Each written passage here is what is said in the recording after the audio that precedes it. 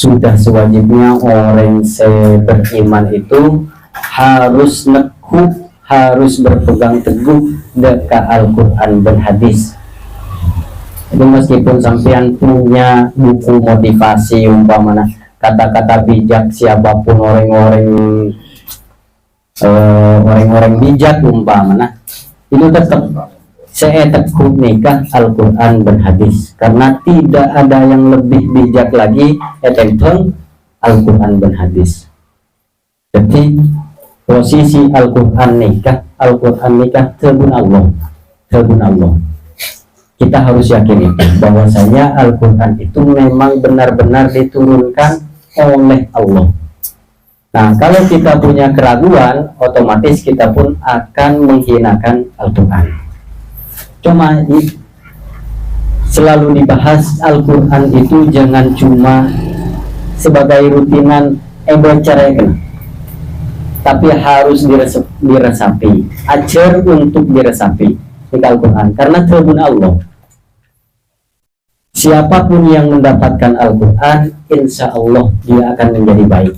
Siapapun itu, hal apapun yang Al-Quran jatuh padanya bakal bagus.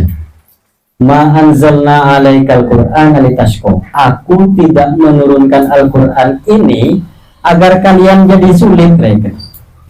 Tapi kan kerasanya sulit nih. Dia haram, jadi dia haram. Permasalahan kita.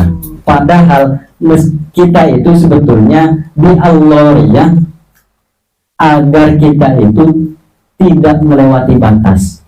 Jadi Al-Quran itu adalah batasan, aturan, hukum mereka. Allah menurunkan Al-Quran bukan kita biar jadi sulit.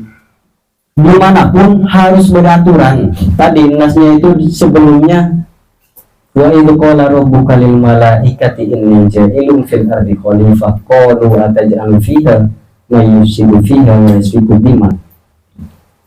Malaikat engkau ya kebaya khalifah di bumi. Nah, demo si malaikat, kenapa kok mau bikin khalifah di bumi, sedangkan kami ini adalah bagus, karena malaikat ini saya ini udah bagus, kenapa saya yang nggak dijadikan khalifah di muka bumi, sedangkan manusia itu sukanya atau karan, yasfikun dima, menumpahkan darah. Nah tadi karena sudah seperti itu, muntae beri aturan, otomatis tashko.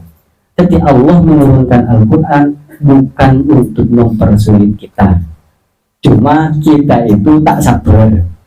Sebetulnya kita itu tidak sabar. Jadi Al-Quran itu kita harus pegang, Al-Quran dan hadis kanjeng Nabi.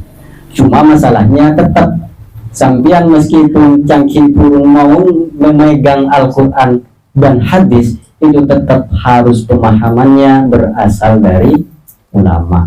Karena kan sekarang ini, ayo kita kembali ke Al-Quran dan hadis, tapi pemahamannya pemahaman pribadi, tak bisa. Pemahamannya itu harus lewat ulama. Jadi dari ulama, dari kanjeng Nabi ke sahabat, ke tabi'in, itu harus ada jalurnya. Tak bisa kita baca Al-Quran, baca artinya, oh artinya ngaria. Nah kemudian memaknai diri dengan cara dirinya sendiri, insya Allah banyak tersesat. Karena orang-orang tersesat itu seperti itu, memahami Al-Quran lewat pikirannya sendiri. Nikah tak boleh. Nah ini rahasia Al-Quran nih kan. Hei orang seiman, atiullah wa atiur rasul. Atiunya dua, atiullah wa atiur rasul. Atiunya dua. Maksudnya ini adalah mutlak. Mun ka Allah dan ka kanjeng Nabi ini kan mutlak. Mun ka ulil amri nikah tak pakai atiu. Apa? Karena manusia ulil amri itu bisa keliru, bisa benar. Lihat peringatannya, jauhilah takwa sampean muhdisatil umur, perkara-perkara baru. Kemudian perbedaan pendapat. Karena terbuna kanjeng Nabi, kullu muhdasatin bid'atun. Setiap hal yang baru itu bid'ah, setiap bid'ah itu adalah tersesat. Terus terbunyi kanjeng Nabi, man ahdatsa fi amrina hadza ma laisa minhu fahuwa raddun. Barang siapa demabeudeut perkara tentang agama terhadap sesuatu yang baru dan itu tidak berasal dari agama dia, maka itu adalah sesuatu yang tertolak. Ini kata lo bid'ah hasanah. Apa bid'ah hasanah? Ma ra'ahu a'immatul huda mimma yuwafiqul kitab was sunnah, sesuatu yang dipandang oleh para pemimpin, para ulama dari Al-Quran, nyocoki dari Al-Quran dan hadis dari segi lebih manfaat, lebih bagus, dan lebih patut dari orang Islam. Contohnya mengumpulkan Al-Quran menjadi satu mushaf pada masa Sayyidina Abu Bakar. Kemudian nomor 2 adalah bid'ah madmumah, bid'ah yang tercela cuma dari kacamata tasawuf. Bid'ah ini tercela cuma pakai kacamata tasawuf, dari lisan zuhud, warok, dan qanaah. Contohnya apa? Kita berlebihan dalam mangkui, berlebihan dalam kakanan, umpamanya. Misalnya kakanan sampai beli sekian juta, kan buat coklat terbuat dari emas, umpamanya beli kita. Nah itu sebetulnya bid'ah, cuma dari sudut pandang tasawuf. Kemudian nomor 3 adalah bid'ah madmumah mutlakon. Ini bagai ditinjau dari apapun, ini adalah bid'ah yang tercela.